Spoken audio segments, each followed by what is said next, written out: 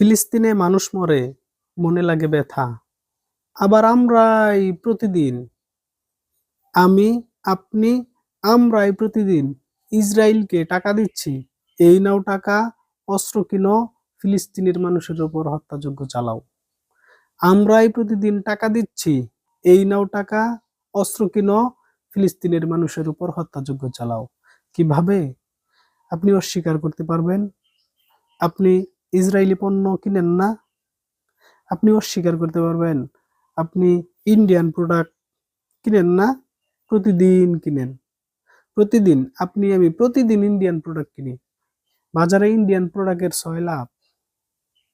আমরা Indian product কিনতেছি, Israeli পণ্য কিনতেছি, প্রাণ কোম্পানির পণ্য কিনতেছি।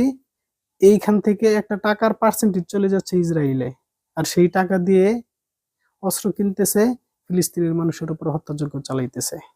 এখন আপনি চিন্তা করে দেখুন, ইসরায়েল যেভাবে ফিলিস্তিনের মানুষদেরকে হত্যা করতেছে, সেইখানে আপনি অংশীদার আছেন কিনা? ফিলিস্তিনের মানুষের হত্যাযজ্ঞের পিছনে আপনার, আমার, সকলের হাত আছে।